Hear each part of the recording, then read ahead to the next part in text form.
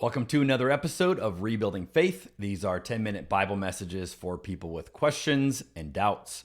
And today we are on episode 70, which sounds like another big one. And just to let you know, we only have 7 episodes left through the Gospel of John. And so we are nearing the end of this book study. We're getting into the final stretch as Jesus is now going to face his death. The teaching moments are over. The prayers are over. It is time to do what he knows needs to be done. So much of what we've seen has been preparing for this moment. And now we're going to see how this all takes place the way that John records it. So today we're going to look at John chapter 18, beginning in verse 1.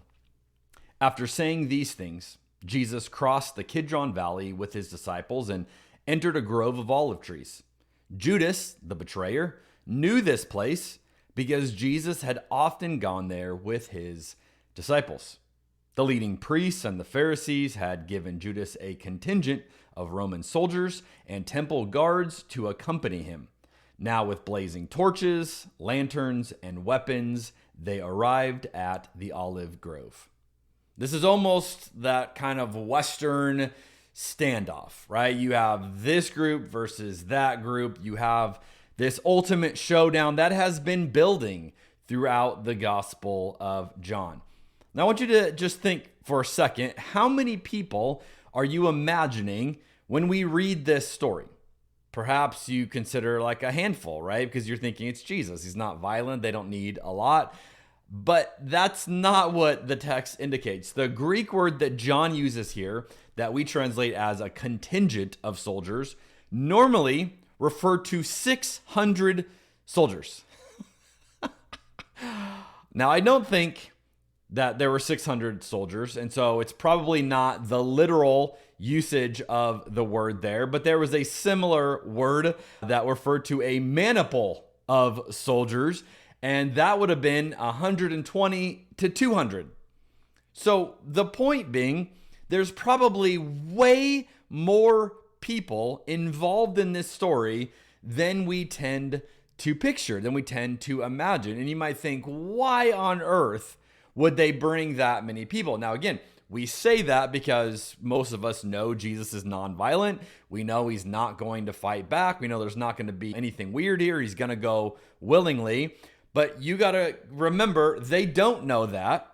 In addition, we already know in the Gospel of John, they had previously tried to arrest Jesus, and it didn't go well. This is in chapter 7. We already looked at this story. If you want to go back and listen to that episode is called Becoming the Other, and that's where we looked at that passage in chapter 7. So what we have here is Judas and this group of soldiers who are determined to complete the job this time. Like, hey, you guys, we tried to arrest Jesus once. It didn't work. And Jesus, talked his way out of it. So this time there's going to be a show of force. And so as you read this, you need to imagine this is probably a lot of people involved, almost an absurd amount of people involved for what's about to take place. Verse 4, Jesus fully realized all that was going to happen to him. So he stepped forward to meet them. "Who are you looking for?" he asked. Which I just love. The way that John tells this story, it's just incredible. Who are you looking for? Jesus says. "Jesus the Nazarene," they replied. "I am he," Jesus said. Now Judas, who betrayed him, was standing with them. As Jesus said, "I am he," they all drew back and fell to the ground. Once more he asked them, "Who are you looking for?" Which again, you just imagine Jesus standing over them while they're on the ground. And again they replied, "Jesus the Nazarene." "I told you that I am he," Jesus said. "And since I am the one you want, let these others go." Now, it's important to know, if you compare the way John tells this story with the other 3 gospel writers, John's version is way different than the other ones. In the other ones, Jesus does not seem this confident. But in John's version, Jesus is fully in control. And in fact, you have the language making this scene almost humorous in how lopsided it is. For example, John says that Jesus fully realized all that would happen. So nothing is catching him off guard here. He's fully aware of it. It says he stepped forward to meet them. Again, he's not waiting. He's not holding back. He is going forward to meet them. In fact, when he says, I am he, John says that they all drew back. So Jesus is going forward. They're drawing back. And then he says that they fell to the ground, which some scholars have even noted is almost a jab at they are worshiping Jesus or in a posture of worship almost against their will. They're falling to the ground at the feet of Jesus. And he has to ask a second time, hey, who is it you're looking for? So again, the way John is portraying this scene, Jesus is fully in control. And even this cohort of soldiers is thrown off guard in this moment. Now I want you to notice how Jesus is offering himself, but he is bargaining for the lives of his followers. So he doesn't just say, hey, take us all, we're ready. He says, hey, you can have me. I'm the one you're looking for. Let everyone else go. So even in this moment, he is setting himself apart, saying, I'm the one you want. You can let everyone else go home. Verse 9, he did this to fulfill his own statement. I did not lose a single one of those you have given me. Then Simon Peter drew a sword and slashed off the right ear of Malchus, the high priest's slave. But Jesus said to Peter, put your sword back into its sheath. Shall I not drink from the cup of suffering the Father has given me? So the soldiers, their commanding officer, and the temple guards arrested Jesus and tied him up. Now again, notice the fearful language. They're not just arresting him, they're tying him up in this process. First, they took him to Annas, since he was the father-in-law of Caiaphas, the high priest at that time.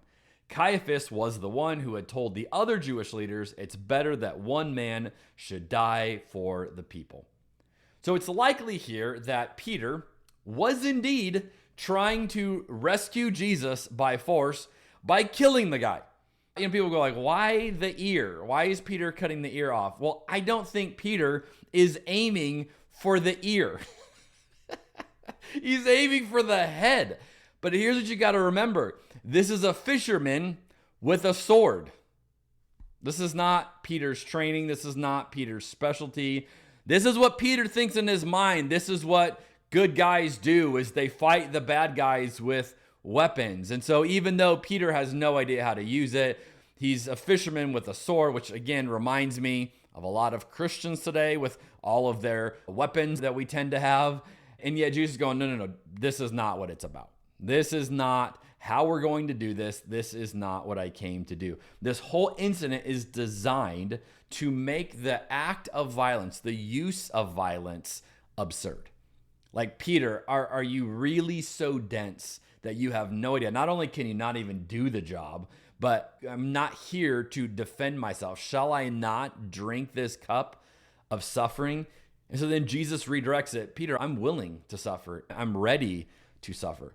Now, we've talked a lot about the way of Jesus throughout this book, not just the ideas of Jesus' teachings, but the way of Jesus. And I can't help but wonder, as we look at this moment, what does this teach us about the way of Jesus? How do we face when we have overwhelming odds against us? Now, I don't think there's anything inherently good about suffering, but there are moments when we must face suffering in order for good to emerge. So I want to close with something that Dr. Martin Luther King Jr. said about his own suffering. He said, "My personal trials have also taught me the value of unmerited suffering. As my sufferings mounted, I soon realized that there were two ways in which I could respond to my situation, either to react with bitterness or to seek to transform the suffering into a creative force." And that is what Dr. King did with his suffering. And that is what Jesus does with his suffering as well. That what we're going to see in the remaining 7 weeks as we study this gospel, we will see Jesus take this suffering and leverage it as the ultimate creative force to launch a movement that will literally change the world forever. I'll see you next week on Rebuilding Faith.